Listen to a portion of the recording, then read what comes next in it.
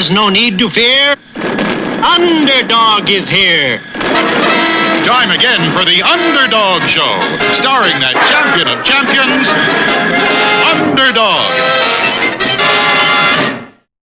Not a bird, not a plane, not even a frog. Just little old me, Underdog. There's MC and his buddy Chumley, go Gophers on the run. The stories of McBride outrageous, no one could be more courageous. Underdog, Underdog,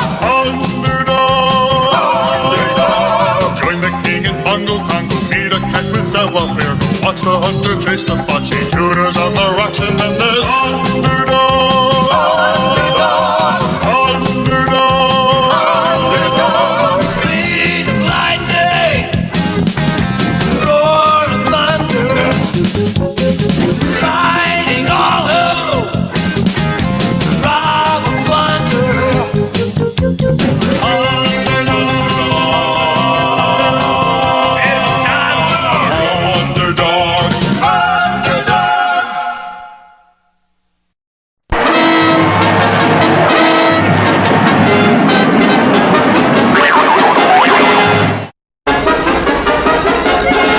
Underdog, it was a fairly routine hero's day, and he went quietly about his heroic business.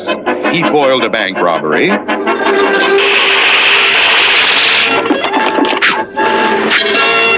He rescued Sweet Polly from the nuclear robotizer of Simon Barr Sinister.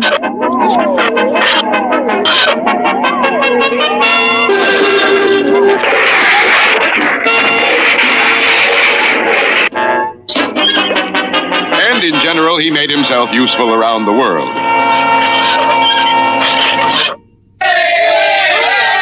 Yet little did he know that a million miles away, across the vast reaches of intergalactic space, events were taking place which would start Underdog on one of his greatest adventures. There, on the faraway planet Zot, ruled the terrible-tempered King Clobber. I'm surrounded by incompetence. Thunderhead! The only one who could approach him was his daughter, the beautiful Princess Glissando, who was the apple of his eye. How is my little pigeon egg today?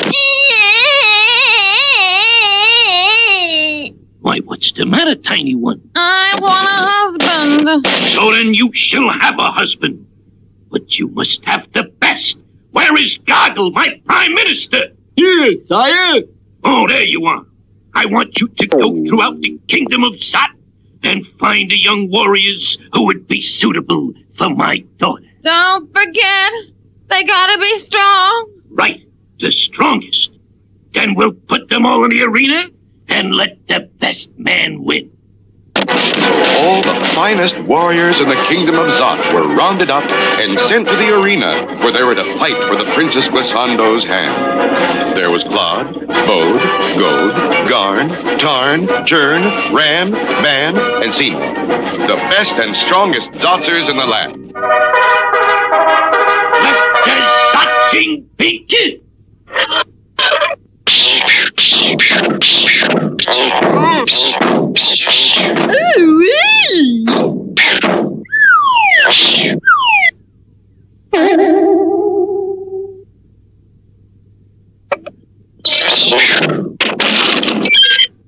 Hello, winner! You're mighty Jerboa! Well, my little flower, what do you think of him?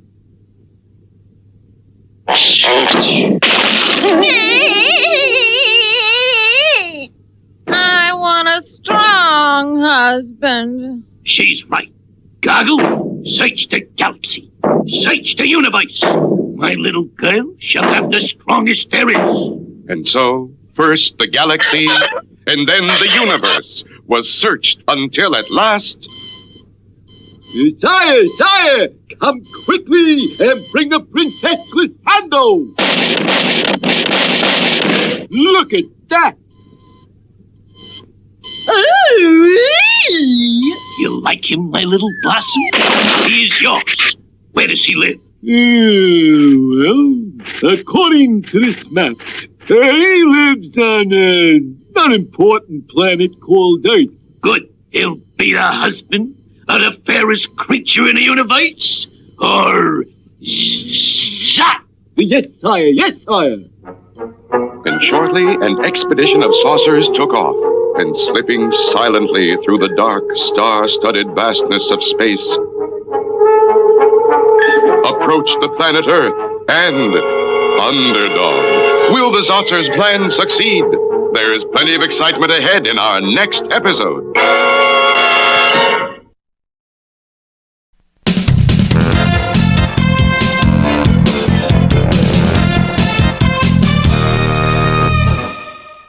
All over the country, boating was becoming a favorite national pastime. Everybody was going crazy over boating. The Megapolis Zoo was no exception. Yak had a boat, Baldy had a boat, Jerboa had a boat, and of course, Tennessee and Chumley had a boat.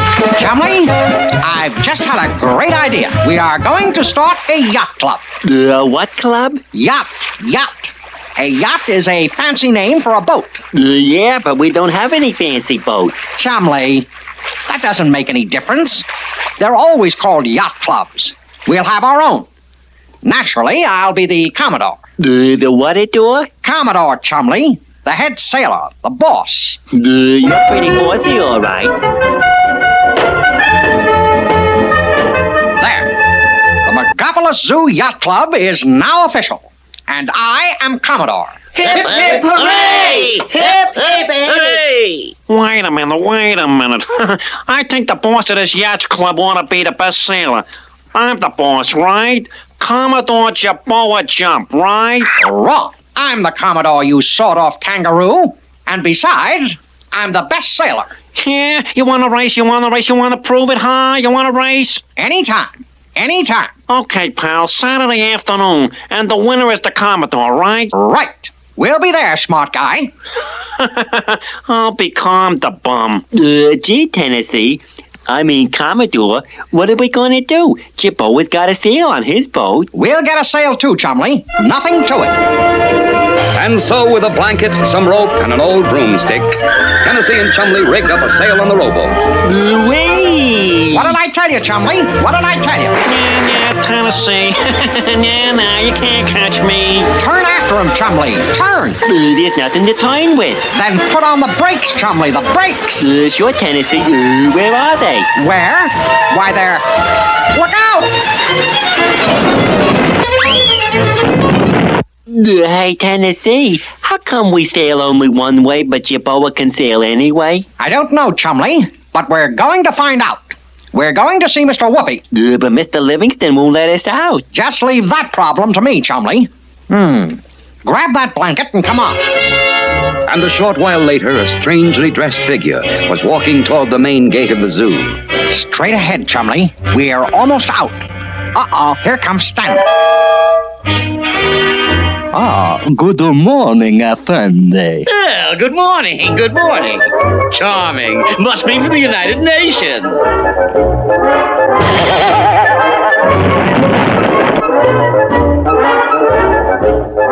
Chumley! Tennessee! Full speed ahead, Chumley. And soon at the office of Mr. Whoopi, the man with all the answers... And so you see, Mr. Whoopi, Jerboa sails all over the place, but we can go in only one direction. We just have to learn how to sail. Can you help us? Certainly, my boy, certainly. The first thing you must do is get a sailboat. But we got a rowboat and a sail. Isn't that a sailboat? Oh, my, no. A sailboat is a lot more than that. Here, let me look in my old sea chest. Here they are. This is like your boat, and this one is like a real sailboat. That's just like Jerboa's boat. I thought so. Now, see the difference? Well, the sail's a different shape. Good. What else? There's this doohickey on the back. Good. That's the rudder, and this is the tiller. They steer the boat. Why does the real sailboat have this big board sticking out the bottom? Come out to the swimming pool, and I'll show you. Now, we'll use that fan to make a big wind. All right, Chumley? Put your boat in and see if she'll sail across the pool. There she goes. She's not sailing across. She's just being blown sideways. Correct, my boy. That's because she has no centerboard. That's the big board sticking out of the bottom that you asked about. Now watch this one. Look at her go. Right across the pool. Well, a real centerboard can be pulled up through a slot when the boat gets into the shallow water. When the centerboard is underwater, it stops the boat from going sideways. And since it can't go sideways, it goes forward. For the same reason that this watermelon seed pops straight ahead when I squeeze it between my finger and thumb. Can it sail forward, straight against the wind? The watermelon seed? No, Chumley. The sailboat. No sailboat can do that, my boy. The best it can do is sail at an angle to the wind. This is called tacking. Here, I'll show you. There's the wind at that end. Now watch. When the boat comes directly into the wind, it falls off at an angle. Then it comes straight into the wind again and changes its angle to the other side. Wow! That way you can sail anywhere, no matter which way the wind is blowing. Precisely, my boy. What about brakes? My boy, sailboats don't have brakes. To stop a sailboat, just turn it into the wind. Since there's nothing for the wind to blow against anymore, the boat stops. Phineas J. Whoopi, you're the greatest. Come on, Chumley. We've got a lot of work to do. And so Tennessee and Chumley, full of newly found know-how, hurried back to the zoo and went to work on their boat.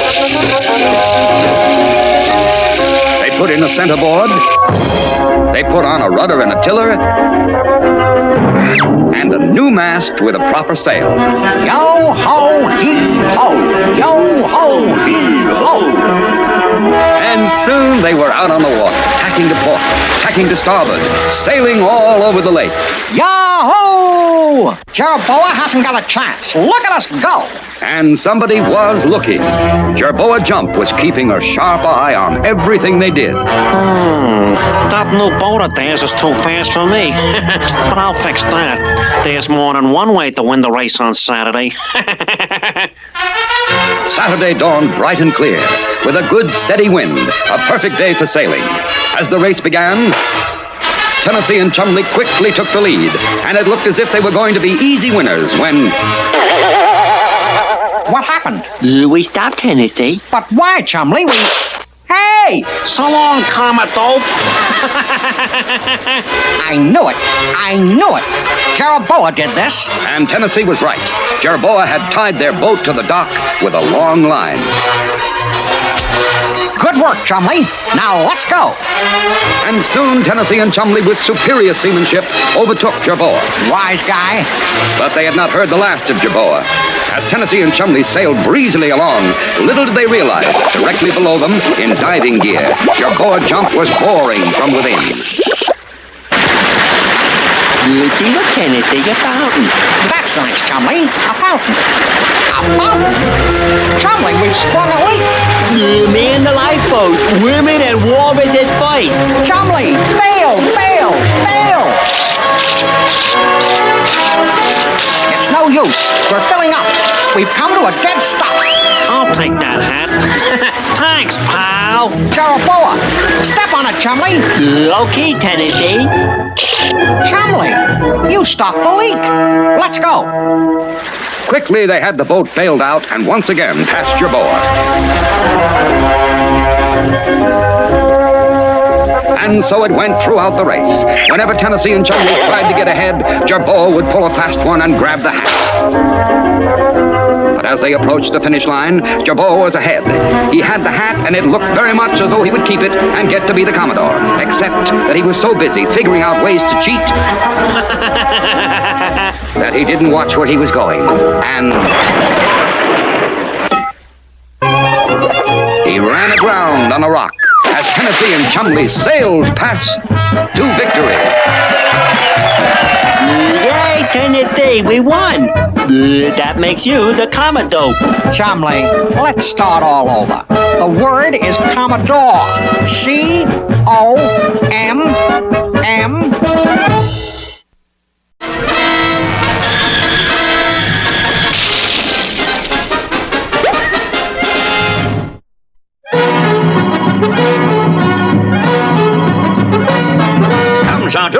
Join me in a piece of this delicious blueberry pie. Forget our difference in rank. Just sit down and I'll... Thieves! Robbers! Pineapples! Indians. Indians? Indians! After them! Charge!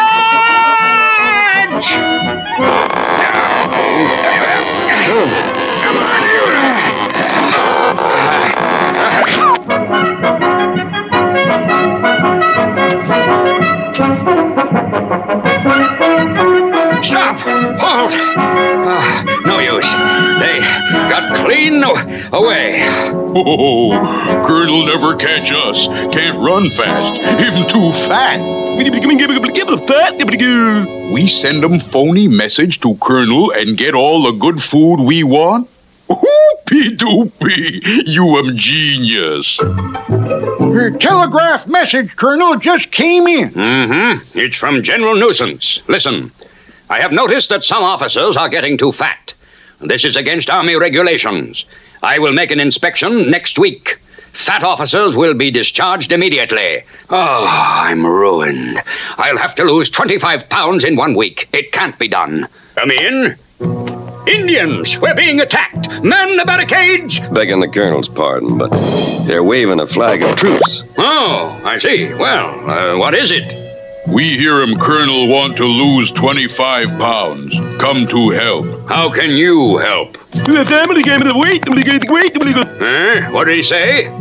Him say with old Indian weight-losing plan, you lose 'em 25 pounds in 1 week. 25 pounds in a week? You're sure?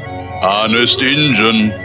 Colonel, I wouldn't do it if I... Nonsense, Sergeant. I've got to do it. There's no other way. Well, let's get started. Food. Bully. I'll eat first, then... You no eat food. We help eat it for you while you exercise. Start with rowing machine. Can't even budge it. The springs are too tight. Oh, we help you.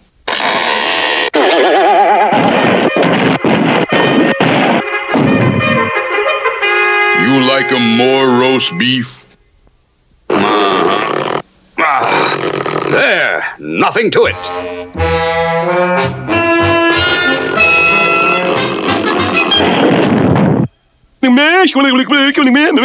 You want 'em more mashed potatoes? Sure.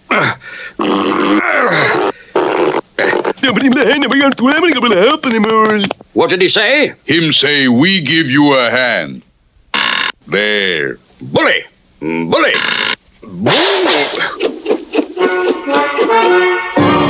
Have some turkey with cranberry sauce. I'm melting away. How long do I have to stay in this steam bath? Couple more seconds, then you come right out.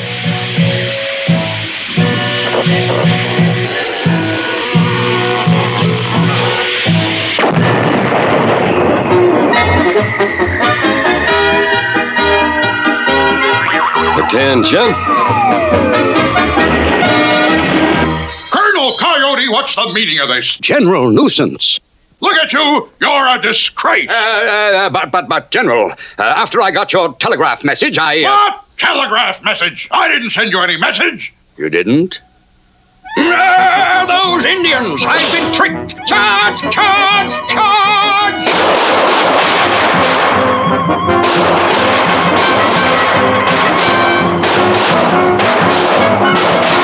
You all don't want to miss our next adventure.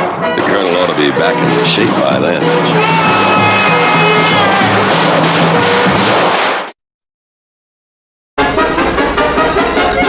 King Clobber sent a squad of flying saucers to bring Underdog back to Zot. The saucers are approaching Earth, and the people are alarmed.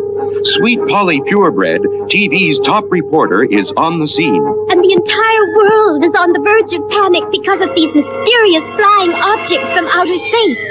The authorities are searching for Underdog. in hopes that he might be able to do something. And where was Underdog? At that very moment, he was going about his hero's business 100 feet beneath the surface of the ocean, battling a submarine that gangsters were using to smuggle goods into the country.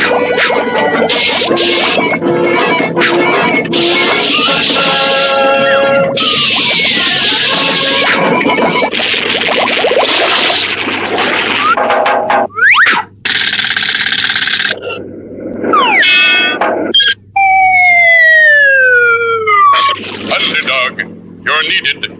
Hurry. When help is needed, I am not slow. It's hip, hip, hip, and away I go.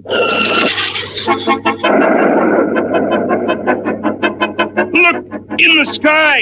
It's a plane! It's a bird. It's a frog. A frog? Not plane or bird or even frog. It's just little old me. Underdog. Now what's the trouble? Let me guess. The world is in some terrible mess. We're being attacked. Attacked? Attacked from where?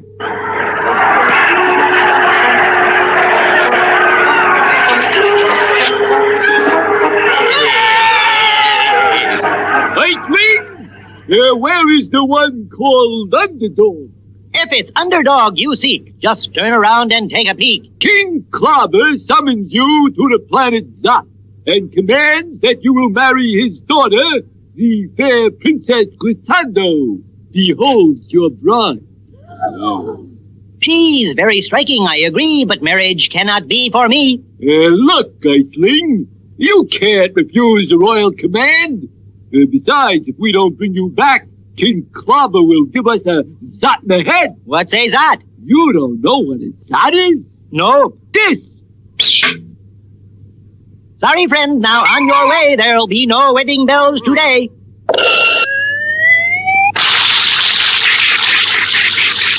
You'll be sorry. What? You didn't bring him back? I'm surrounded by incompetence. But he was too much for us. He's too strong. Weaklings, get me Claude, Boat, Goat, Gon, Ton, Chain, Ram, Pam, and Seymour.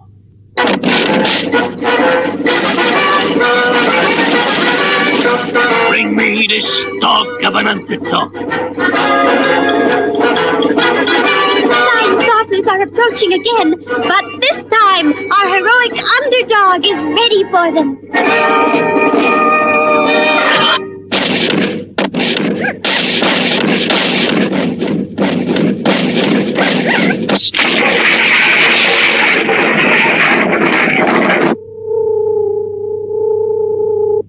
Well, where is he? We didn't bring him, Highness. What? You the strongest man in Zot? Oh, I'm surrounded by incompetence. Now call out the army. No one can stand up against the Zot army.